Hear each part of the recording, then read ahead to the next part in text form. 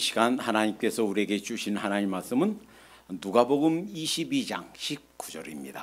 누가복음 22장 19절 다 같이 한 목소리로 받드리겠습니다. 시작. 또 떡을 가져 감사 기도하시고 떼어 그들에게 주시며 이르시되 이것은 너희를 위하여 주는 내 몸이라 너희가 이를 행하여 나를 기념하라 하시고. 아멘. 오늘은 교회가 해야 될 교회 의식, 예식, 그 중에 첫 번째 주의 만찬에 대해서 하나님 말씀을 상고해 보도록 하겠습니다.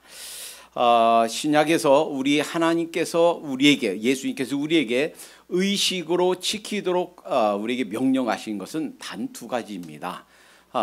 물론 로만 캐톨릭에서는 7가지 성례전, 그리고 그 의식을 통해서 우리가 은혜를 입는다, 하나님께서 우리에게 능력과 은혜를 주신다라고 믿고 있어요. 그 7가지가 뭐냐면, 첫 번째는 성세성사, 그러니까 세례 즉 침례예요. 두 번째는 견진성사, 안수예요. 세 번째는 성품성사, 이제 목사로, 전사로, 집사로 이렇게 안수하는 그 안수를 말해요. 그리고 이런 것은 평생이 일평생 한 번 있는 거다. 그리고 네 번째 성체성사, 흔히 그들은 성찬식이라고 부릅니다. 우리 침례교인들은 성찬식이라고 부르지 않습니다. 왜냐하면 그 명칭에 또 문제가 있어요. 그래서 우리는 성찬식이라고 말하지 않고 주의 만찬 이렇게 부릅니다. 그리고 네 번째는 혼인성사, 이것은 결혼식 할 때 하는 결혼 예배를 이렇게 불러요. 그리고 병자선사, 전에는 종부성사라고 그래서 죽음을 앞둔 사람에게 일생 한 번만 있는 것이 그들의 관례였는데, 바티칸 제2 종교회의 이후에 그들 정했어요.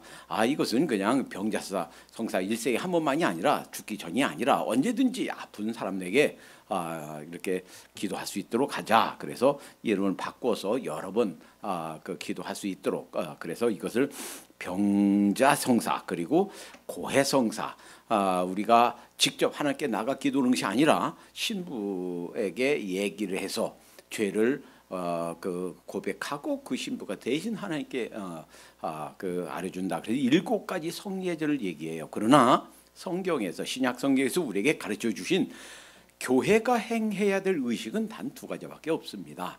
하나는 주의 만찬이고, 하나는 침례, 흔히 다른 교단에서 세례라고 부르는 이 2가지밖에 없습니다. 오늘은 그 첫 번째 주의 만찬에 대해서, 그리고 그 중에서 오늘은 이것이 무슨 의미인가, 왓에 관한 문제만 하나님 말씀에서 그것이 무슨 뜻인가, 그게 무엇인가에 대해서 하나님의 음성을 듣도록 하겠습니다. 이 의식이 중요한 이유는, 주의 만찬과 침례가 중요한 이유는 그것이 바로 예수 그리스도, 그리고 그분을 통한 우리의 구원과 직접적으로 연관이 되어 있기 때문입니다. 왜 이렇게 주의 만찬이 중요하고 이것을 꼭 의식으로, 교회 의식으로 빼먹지 말고 교회 의식으로 지켜라 했냐면, 그것이 바로 신구약 전체 진리의 요약이에요. 신구약 전체 복음의 핵심이 녹아들어 있는 굉장히 중요한, 그러니까 기독교 전체의 진리가 아주 그냥 압축되어 있는 그러한 복음의 핵심이 있기 때문에 중요합니다. 우리가 지금 최근에 읽고 있어요. 지금 창세기, 출애굽기, 레위기, 민수기 읽고 있죠. 이제 이번 주에 신명기 들어가요. 그 모세오경, 이 창세기를 빼놓고 그 뒤에 출애굽기, 레위기, 민수기, 신명기에는 여러 가지 많은 제사법, 교회 의식, 혹은 절기, 이러한 우리가 하나님의 백성들이 하나님께 드려야 될 많은 그러한 교회 의식이 담겨져 있습니다. 그런데 이러한 모든 것들은, 그것이 무슨 절기가 됐든 의식이 됐든 제사법이 됐든, 하나님께 어떻게 제사 드리는가, 예배 방식이 됐든, 성전이 됐든, 성전의 규례가 됐든, 그 모든 것들은 바로 그 뒤에 오실 예수 그리스도, 하나님께서 보내실 우리 인류 구원을 위한 하나님의 메시아 예수 그리스도에 대한 예표이고 그림자이고 그것에 대한 예언으로 시청과 교육으로 주셨다라는 사실입니다. 유대인들이 1년 중에 가장 큰 명절로 지내는 세 가지가 있어요. 우리는 추석과 설이 있죠. 그런데 유대인들이 가장 큰 명절로 지내는 세 가지가 있는데, 하나는 유월절이고요, 하나는 장막절 혹은 초막절, 혹은 이제 오순절, 칠칠절이라고 그래요. 그리고 이거 6월절 지나서 7주가 지나서 7일씩 7주 곱하면 77, 49, 49 그 다음에, 그러니까 50번째 되는 날, 그래서 오순절이라고 하고 또 그것을 칠칠절이라고 합니다. 그러니까 6월절, 오순절, 초막절 혹은 장막절 가장 큰 절기예요. 그런데 그 절기가 바로 무엇에 관한, 예수 그리스도에 대한, 오실 예수 그리스도에 대한 가르침이다라는 거예요. 그 핵심 내용이. 그래서 히브리서 10장 1절에 율법은 장차 오는 좋은 일의 그림자요. 그 전에 유대 사람들에게 주셨던 율법, 이 유대 사람들은 지금도 그 율법을 지키고 있어요. 그런데 그 율법의 핵심, 실체가 바로 예수 그리스도다라는 거예요. 좋은 일의 그림자요 참 형상이 아니므로 해마다 늘 드리는 바와 같은 제사로는 나오는 자들을 언제든지 온전케 할 수 없느니라. 그림자란 말이에요. 자, 그 다음에 히브리서 9장 9절과 10절에서는 이 장막은, 그러니까 이 텐트, 이스라엘 사람들이 40년간 다니면서 텐트 치고 하나님께 예배드리고 거기에 하나님께서 임재하시고 그들을 만나주시고 했던 이 장막이에요. 이 장막은 현재까지의 비유니 예수님 오실 때까지의 비유란 말이에요. 예수님에 대한 가르침을 주시기 위한 그러한 그림자다라는 것. 비유니 이에 의지하여 드리는 예물과 제사가 섬기는 자로 그 양심상으로 온전케 할 수 없나니, 그 전에 드렸던 절기, 예배, 의식 이런 것들이 우리 인간을 온전케 할 수가 없다라는 거예요. 이에 의지하여 드리는 예물과 섬기는 자로 그 양심상으로 온전케 할 수 없나니, 이런 것은 먹고 마시는 것과 아버지 여러 가지 씻는 것과 함께 육체의 예법만 되어 개혁할 때까지 맡겨둔 것이라. 다시 말하면 예수님이 오셔서 우리의 구원을 위해 이루실 이 온전한 것, 이것까지 예수님 오실 때까지 맡겨둔 것이라는 거예요. 예수님에 대해서 가르쳐 주시기 위함이다라는 겁니다. 이스라엘 사람들이 가장 큰 명절로 지키는 유월절, 이 유월절에 예수님이 우리에게 주의 만찬 교회에서 행해라, 의식으로 행해라 라고 하는 그 주의 만찬의 의미가 담겨 있습니다. 출애굽기 12장에 보면 이것은 애굽 사람들이, 바로가 이스라엘 사람들 출애굽하도록 허락하지 않았어요. 마음을 또 체인지하고 체인지 마인하고 이것을 10번까지 해서 마지막 10번째에 하나님께서 벌을 내리시는 거예요. 그 벌이 뭔지 아시죠? 이스라엘 사람들의 장자, 왕부터 시작해서 모든 사람들, 그리고 모든 짐승의 초태생 장자를 죽이는 거예요. 그러면서 주신 명령이, 자, 양을 잡아라. 가족대로 이 양을 잡아서 그 피를 문설주에 바르고, 그리고 집 밖에 나오지 말고 그 문설주에 그 피를 바른 그 집에서 양을 잡아서 구워 먹고 집에서 잘 있어라. 그러면 그 밤에 죽음의 사자가 그 장자들을 다 죽이는 그 죽음의 사자가 죽일 때에, 벌을 내릴 때에 그 피를 보고 여기는 하나님의 백성의 집이구나 하고 그냥 넘어간다. 그래서 넘어간다 해서 패스 오버, 그래서 유월절이에요. 그런데 그 명령을 주시고서 그날로부터, 거기로부터 절기로 삼아라 하는 거예요. 민족의 명절로 삼아라 하는 거예요. 우리 동양 사람들, 그리고 우리 한국 사람들이 명절, 가장 큰 명절 설로 세듯이 그렇게 절기로 삼아라. 너희는 이 날을 기념하여 여호와의 절기를 삼아 영원한 규례로 대대히 지킬 것이니라. 민족 최대의 명절로 얼마 동안 1446년에 출애굽했으니까 예수님 오시기 전까지 약 거의 1400년 동안 민족적인 명절로 지킨 거예요. 왜 그런가? 그 핵심 내용이 예수님이 바로 그 유월절 양으로 오셔서 여러분과 저를 위해서 대속해서 대신 죽으실 그 죽음에 대한 가르침이에요. 그래서 예수님보다 6개월 먼저 난 침례 요한이 성령이 충만해서 예수님이 오시는 것을 보고 요한복음 1장 29절에 보라 세상 죄를 지고 가는 하나님의 어린 양이로다 하고 외쳤던 거예요. 그래서 이 예수님 오시기 전에 이것은요 그냥 갑자기 어느 날 갑자기 그냥 이루어진 게 아니에요. 하나님께서 성삼위 하나님께서 계획하시고 우리 인간들에게 예언하시고 언약으로 주시고 아주 오랫동안 그렇게 계획해 오신 우리 인간들에게 약속해 주시고 약속의 실천으로 약속의 성취로 주신 것이 그 예수님의 오심이다라는 거예요. 그래서 이사야 50장 4절 5절 이렇게 말씀하셨습니다. 그는 실로 예수님께서 오셔서 돌아가시는 것 그걸 말하는 거예요. 그걸 예언하면서 그는 실로 우리의 질고를 지고 우리의 고통 우리의 슬픔 우리가 죄 때문에 당해야 될 그러한 모든 결과들 예수님이 지셨단 말이에요. 우리의 질고를 지고 우리의 슬픔을 당할거늘 우리는 생각하기를 그는 징벌을 받아서 하나님께 맞으며 고난을 당한다 하였느니라.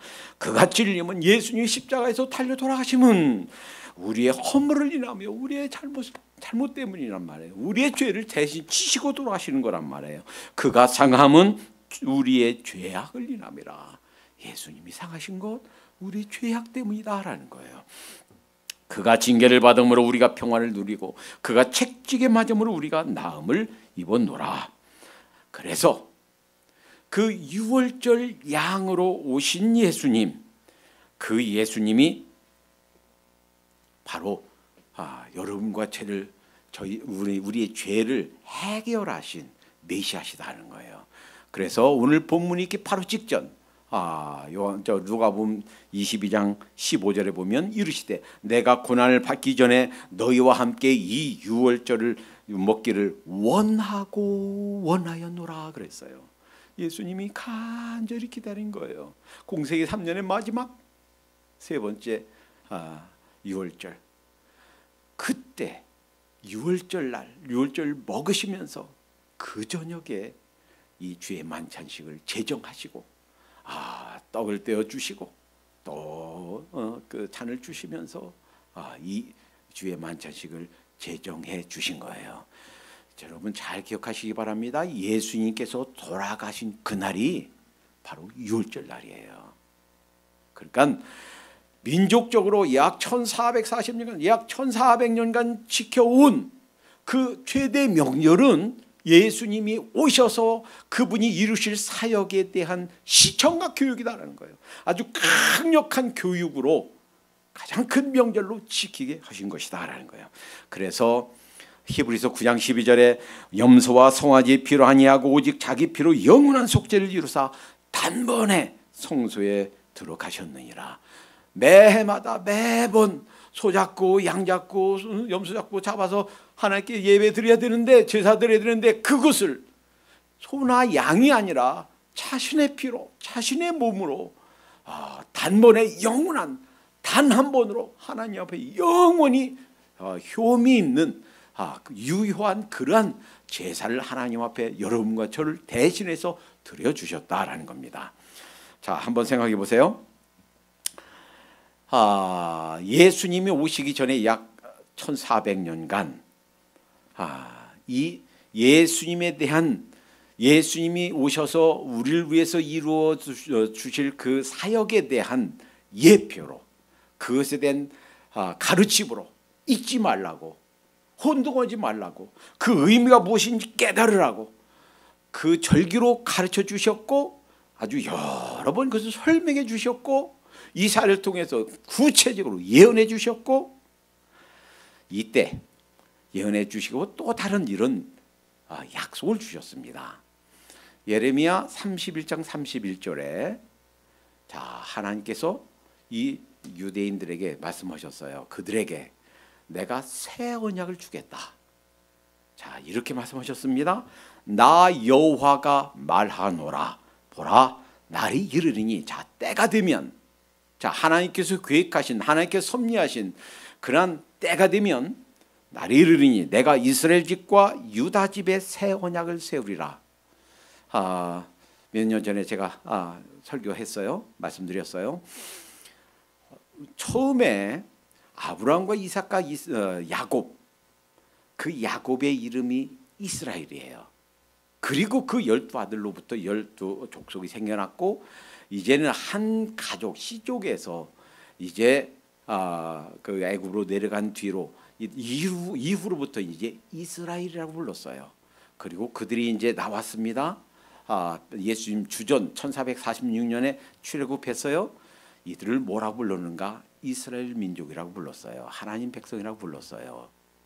그런데 나중에 가나안을 차지하고 나라 왕국이 세워지고 그리고 솔로몬 이후에 나라가 북이스라엘 남유다로 갈라졌습니다.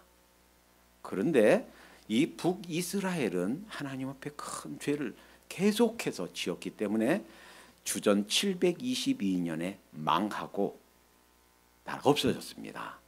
지금 예레미야 31장 31절 이 말씀을 내가 새 언약을 주겠다라고 말씀을 주실 때 벌써 북이스라엘은 망하고 없어졌어요. 그 이후로도 다시 생겨나지 못했습니다. 남유다만 있어요. 그런데 하나님께서 꼭 집어서 이스라엘 집과 유다 집과 새 언약을 세우리라. 이게 무슨 말씀인가요? 하나님께서 이렇게 사용하신 거예요. 이스라엘은 이들이 죄를 짓고 그리고 이들이 이방인 속에서 나라가 망하고 니느웨 그들이 이 이스라엘 사람들 그 수도에다가 그 사람들 그 종으로 다 끌어가고 이방 사람들 그 수도에 심었어요. 그러니까 나라가 다 이방인 속에 그냥 흩어져 그냥 흡수돼 버리고 마는 거예요. 그러니까 이스라엘과 유다 집에 이스라엘 집과 유다 집에 했을 때 이스라엘은 사실은 이방인을 상징하는 대표적인 대명사로 사용한 거예요. 그리고 유다 집 할 때 유다는 이스라엘 민족, 유대 민족을 상징하는 언어로 사용한 겁니다. 그리고 잘 생각해 보세요. 이스라엘 집과 유다 집과 새 언약을 세우겠다는 얘기는 그 말씀이 유대인들만 해당하는 것이 아니라 유대인과 이방인 모두에게 세우는 새 언약이다라는 의미예요. 그리고 이제 남유다도 586년 학자들이 587년이라고 말하죠. 여하튼 580 BC 예수님 주전 586년이든 587년이든 남유다도 망했어요. 그리고 바벨론으로 끌려갔습니다. 그리고 포로에서 돌아왔어요. 그리고 나서 이들의 명칭은 더 이상 남유다가 아니에요. 역시 이스라엘이라고 했어요. 그게 무슨 뜻입니까? 이제 하나님께서 세우실 새 언약은 이 남유다뿐만 아니라 혈통적인 유대인뿐만 아니라 이방인들까지 포함하는 그들이 바로 새 언약에 해당되는 사람이다라고 하는 보이지 않는 암시예요. 지금도 이제 예수님이 오셨다 가시고 AD 70년 로마 장군 타이투스가 와서 이스라엘 사람들을 멸망케 하고 나라가 없어져서 세계에서 방황하다가 1948년에 독립했지요. 그리고 나서도 나라 이름을 이스라엘이라고 했어요. 그 말은 이 하나님께서 세우신 이 새 언약의 대상이 단지 유대인만이 아니라 유대인만 사랑하고 그들을 구원하고 그들에게 예수님 보내주신 것이 아니라 이 새 언약은 모든 사람, 이 세계는 모든 사람을 대한 언약을 세우시겠다 하는 말씀인 줄로 믿습니다. 나 여호와가 말하노라 이 언약은 내가 그들의 열조의 손을 잡고 애굽 땅에서 인도하여 내던 날에 세운 것과 같지 아니할 것은 내가 그들의 남편이 되었어도 이스라엘 사람들을 향해서 내가 그들의 남편이다. 근데 아내란 말이에요. 아내처럼 그렇게 하나님께서 사랑해 주시고 보호해 주시고 인도해 주시고 공급해 주셨는데 이들이 배반한 거예요. 그리고 혼인 계약이 깨진 거예요. 그래서 새 언약을 세우겠다라고 하신 거예요. 자, 여기에서 아주 중요한 거 하나 정리하고 갑니다. 요즘에 세대주의 신학자들의 입장에서 이렇게 얘기를 합니다. 하나님의 백성이 이스라엘 사람들에서 교회로 바뀌었다라고 하는 것은 대체 신학이다 라고 하면서 그거 틀렸다. 구약에 있는 제사, 율법 또는 절기 혹은 언약 이런 것들은 이스라엘 사람들에게 준 것이고 유대 사람들에게 준 것이고 그들에게만 해당된다 라고 그렇게 말을 해요. 그래서 대체 신학은 틀렸다라고 말합니다. 만약에 대체 신학에서 구약에서 주신 이런 절기, 의식, 약속 이런 것들이 유대인들에게만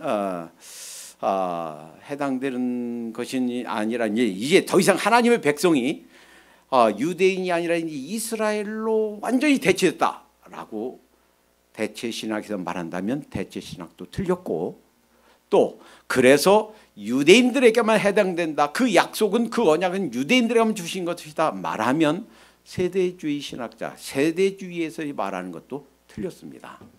그럼 바른 이해는 무엇인가? 다음과 같아요.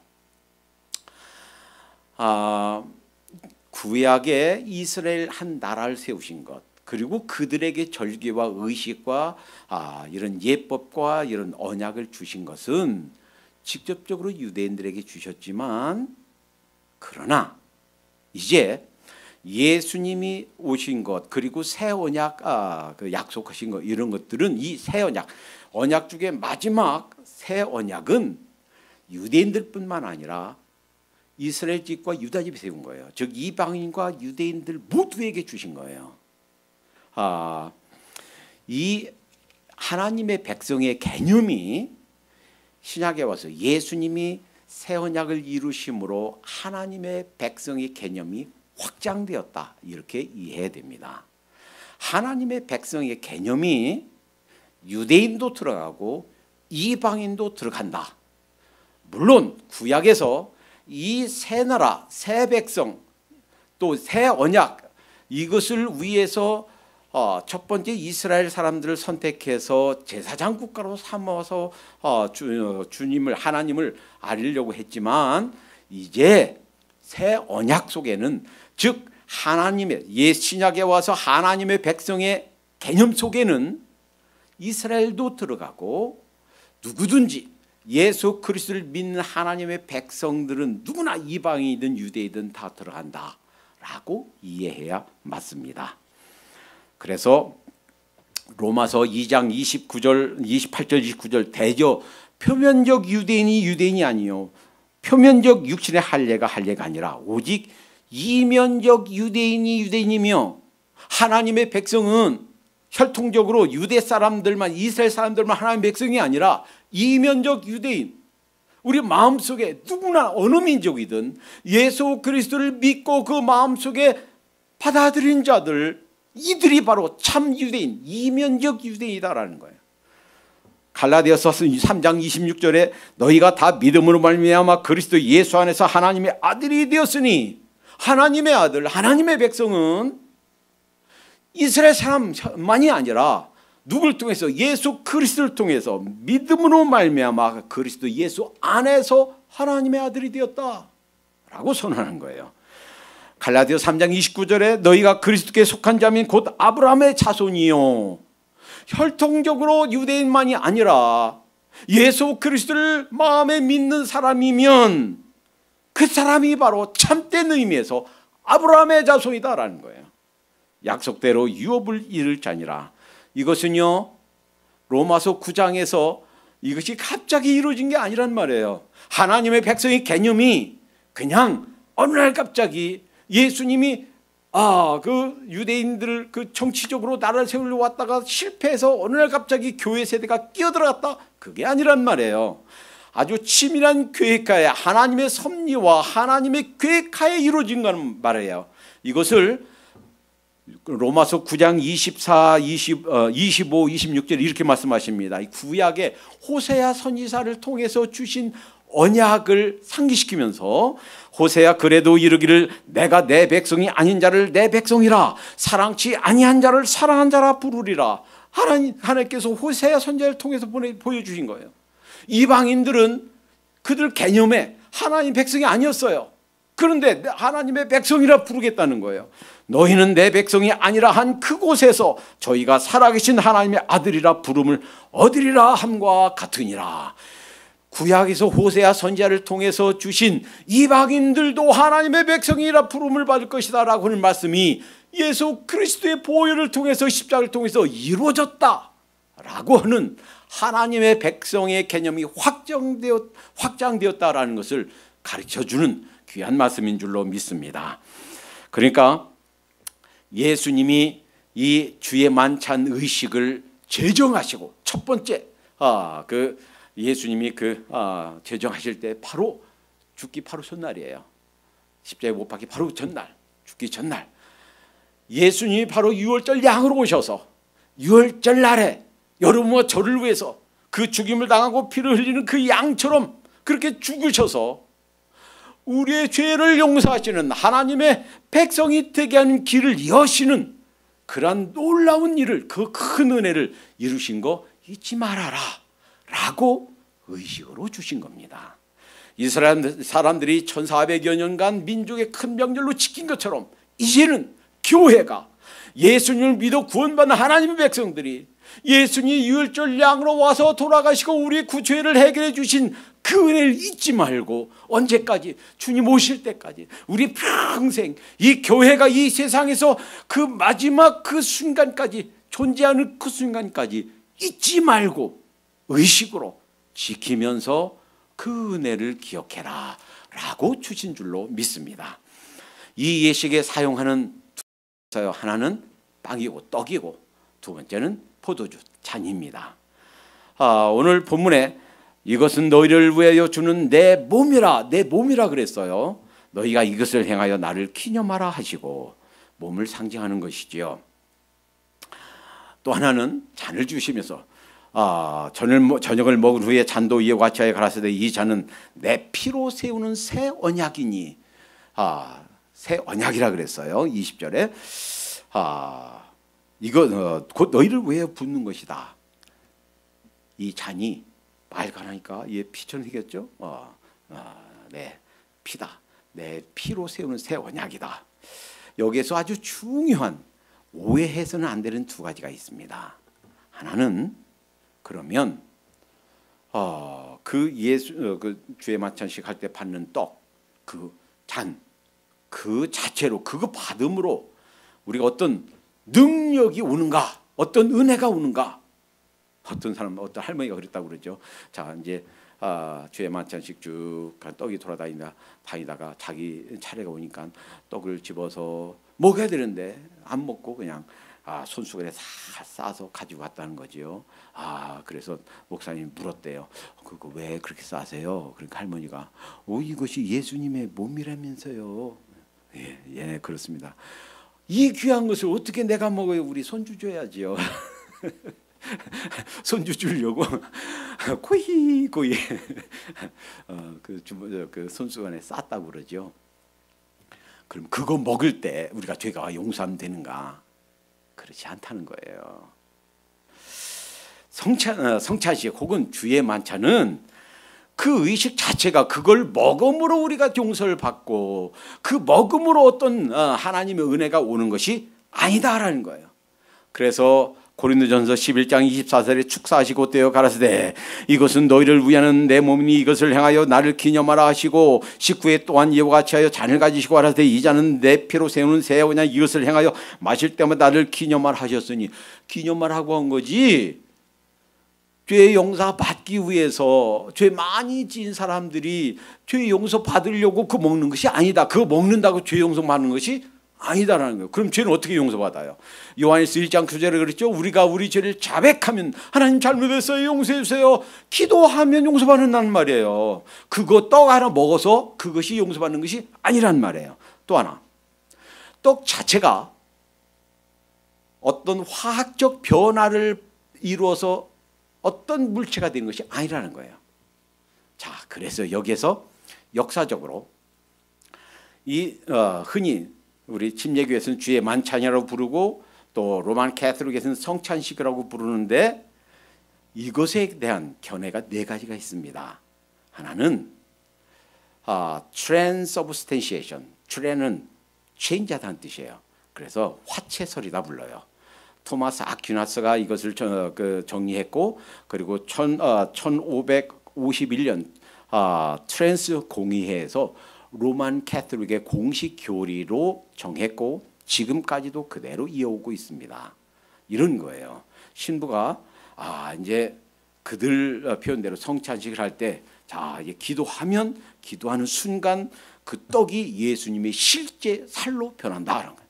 그리고 이렇게 기도할 때 기도하면 그 포도주가 예수님의 실제 피로 변한다. 그러면 이제 그것 때문에 굉장히 여러 가지 그 문제가 나오죠. 거기에 파리가 빠져 죽었다. 그럼 파리가 구원받은 거냐? 아주 그 복잡한 얘기나 그 남은 거 어떻게 할 거냐? 그 만찬에 남은 잔을 어떻게 할 거냐? 아주 심각한 문제가 나와요. 그런데 성경에 그렇게 가르쳐 준 말씀은 한 번도 없습니다. 그다음에 마틴 루터가 나왔어요. 마틴 루터가 성경 읽어보니까 그런 말이 하나도 없거든요. 그런데 그것도 완전히 부정하기는 조금 그렇거든요. 그러니까 consubstantiation, 그러니까 그것이 진짜 예수님의 피와 살로 변하는 것은 아니지만 이제 신부나 혹은 이제 목사님이 기도할 때 기도하면 그 잔과 혹은 그 떡과 함께 그 밑에 있든지 아니면 그 떡 속에 있든지 예수님의 몸과 피가 함께 있다. 그 컨너는 투게더 하는 거예요. 함께 있다. 그래서 공채설이다 불러요. 그래서 많은 사람들은 캐톨릭에서 개혁하려고 하다가 교회 의식에 와서는 해프만 반쯤만 개혁했다 이렇게 봐요. 자, 그다음에 쭈빙글리면 사실은 거의 이 마틴 루터와 동시대 사람입니다. 쭈빙글리는 스위스 사람이에요. 이 사람이 가만히 성경을 읽다 보니까 그런 말이 아니에요. 이것은 내 몸이다 했으면 A는 B다. 그러면 A와 B가 똑같다는 뜻인가? 그거 아니죠. 내 마음은 호수요. 그러면 내 마음이 호수와 같다는 것이지 내 마음이 진짜 호수로 변합니까? 아니죠. 그런 뜻이 아니죠. 그런데 이 로만 캐톨릭에서는 내 마음이 호수다. 그러면 내 마음이 진짜로 호수로 변한 것처럼 그렇게 이해하니까 이런 오해를 갖는다. 어디를 봐도 예수님이 주의 만찬 청하면서 이것을 기념하라, 잊지 말고 기억해라 한 것이지 예수님의 몸이 함께 있고 그것을 잔과 그 떡이 예수님의 몸으로 변하는 것이 아니다. 이렇게 해서 상징설, 기념설이라고 합니다. 메모리얼리즘이에요. 근데 조금 뒤에 나온 지금 장로교 사람들이 귀하게 여기는 존 켈빈은 거기다가 조금 더 가미했습니다. 그래서 어떻게 생각했냐면 기념설 상징이 맞는데 이 기도할 때 그냥 있는 것이 아니고 영적으로 예수님이 거기 임한다. 그래서 영적 임재설, spiritual presence 이렇게 불러요. 그런데 그래서 이 개신교에서는 주로 이게 장로교 계통의 교단에서는 영적 임재설을 얘기하고 그 외 사람들은 그 외 교단들, 침례교는 기념설, 상징설, 그리고 다른 교단들은 이 두 가지를 좀 선택하거나 아니면 합해서 생각하고 있습니다. 믿고 있어요. 그런데 그래요. 영적 임재설은 그러면 주의 만찬할 때만 거기 그 자리면 그 시간 거기만 예수님이 임합니까? 물론 성령님으로 임하지만 아니죠. 우리가 예배드린 이 자리에도 성령님이 여기 이 자리에 계신 줄로 믿습니다. 우리가 가정생활할 때 집에도 임하신 줄로 믿습니다. 우리가 직장생활할 때 직장 거기에도 성령님이 거기 임해 계신 줄로 믿습니다. 우리를 떠나지 아니하시겠다는 성령님은 언제나 이 세상 떠날 때까지 우리와 함께 임재하신단 말이에요. 그러니까 이 영적 임재설은 어떻게 보면 조금 좀 어폐가 있는 그런 그 설이다라는 거예요. 여하튼 분명한 것은 성경 어디를 봐도 예수님께 주신 명령은 내가 너희를 위하여 흘리는 이 보혈, 내가 너희를 위하여 흘리는 찢기는 이 몸, 이것을 기억해라, 잊지 말아라. 너희가 얻은 구원이 그냥 헐값으로 얻은 것이 아니다. 괜시리 그냥 아무렇게나 얻은 것이 아니다. 내 목숨을 투자해서 내 생명을 너 대신 내가 하나님 앞에 드렸노라. 이것을 잊지 말아라 라고 하는 강력한 가르침인 줄로 믿습니다. 예수님께서 자신을 한 번은 이것을 학자들은 I am 시리즈라고 그래요. 7번이나 내가 누구다 자신의 정체성을 가르쳐 주신 것 중에 하나가 나는 생명의 떡이다 이렇게 가르치셨어요. 그러니까 예수님이 이 첫 번째 주의 만찬을 제정하시면서 실행하시면서 떡을 떼어 주신 것처럼 떡이 떼일 때 그 깨지죠. 그처럼 그 몸이 찢기는 걸 상징한단 말이에요. 그런데 그 떡이 뭐예요? 먹어야 되는 양식이에요. 우리 육신이 그걸 떡을 먹어야 삽니다. 밥 먹어야 살아요. 물론 꼭 밥이 아니어도 고기가 됐든 생선이 됐든 먹어야 살아요. 그 밥이 바로 나다. 내가 떡이다. 그러시면서 요한복음 6장 32, 33절에 예수께서 이르시되 내가 진실로 진실로 너희에게 이르노니 하늘에서 내린 떡은 모세가 준 것이 아니라, 그러니까 이스라엘 사람들이 40년간 광야에서 만나를 주신 것은 바로 예수님에 대한 또 예표란 말이에요. 그들이 하늘에서 내려온 떡을 먹었단 말이에요. 사람이 만든 게 아니에요. 우리 인간 모두가 밥을 먹어야 살듯이 우리 인간 모두가 구원받고 참 생명을 얻기 위해서는 참 만나 대신 예수 그리스도를 먹어야 된단 말이에요. 그래서 오직 내 아버지가 하늘에서 내린 참떡을 너에게 주나니 하나님의 떡은 하늘에서 내려 세상에 생명을 주는 것이니라. 참떡 예수님을 먹어야 산단 말이에요. 그래서 35절에 예수께서 가라사대 내가 곧 생명의 떡이니, 내가 바로 생명의 떡이다. 날 먹어야 된다. 내게 오는 자는 결코 줄이지 아니할 터요. 이스라엘 40년 동안 먹은 그 만나가 바로 예수님에 대한 상징이었고, 모든 사람들이 육체가 그 떡을 먹어야 살듯이 우리의 영혼이 구원받고 참 생명 얻고 영생은 하나님의 백성이 되는 길은 참떡 대신 예수 그리스도를 먹어야 된다라는 거예요. 마태복음 4장 4절에 예수님이 시험 받으시면서 사람이 떡으로만 살 것이 아니라 하나님의 입으로 나오는 모든 말씀으로 살 것이니라 그랬죠. 하나님 말씀이 우리의 참떡, 바로 영의 양식이 되는 줄로 믿습니다. 자, 이제 이 예수님을 믿지 않는 분들은 사실은 참떡 예수 그리스도를 아직 먹지 못한 거예요. 그러나 이제 예수님을 믿는 모두는 이미 참떡이신 예수 그리스도를 먹은 거예요. 이제 날마다 성경 읽고 성경 속에서 주님께 주신 말씀을 듣고 이 말씀대로 사는 것은 날마다 이 참떡이 되신 참 생명 되신 예수 그리스도 하나님 말씀을 취하는 것인 줄로 믿습니다. 이제 날마다 이 말씀을 게으르지 말고 스킵하지 말고 우리가 매일 93 신일 구약 3장 신약 1장 읽지요. 저도 같이 들으며 같이 읽으며 또 읽은 다음에 같이 나누며 참 하루하루 너무 귀한 시간 같습니다. 여러분 모두가 이 하나님 말씀 읽으면서 들으면서 이곳에서 주시는 위로, 이곳에서 주시는 책망, 이곳에서 주시는 그런 하나님의 세미한 음성을 들어가며 살도록 하십시다. 기도합니다. 사랑의 하나님 감사합니다. 참떡이신 생명의 떡이신 예수 그리스도를 저희를 위하여 보내주신 것을 감사합니다. 유월절 양으로 오셔서 우리를 위해서 몸을 찢기시고 보혈을 흘려주신 그 예수님을 잊지 말라고, 우리의 구원을 위하여 우리 대신 희생하신 그 예수님의 은혜와 사랑을 잊지 말라고 교회의 의식으로 주신 것을 믿습니다. 하나님, 이 큰 은혜를 저희 평생 동안 하나님 이 세상 떠난 순간까지 잊지 말로 감사하며 하나님 이 은혜에 감격하며 사는 하루하루가 되게 해 주시옵소서. 예수님의 이름으로 기도하옵나이다. 아멘.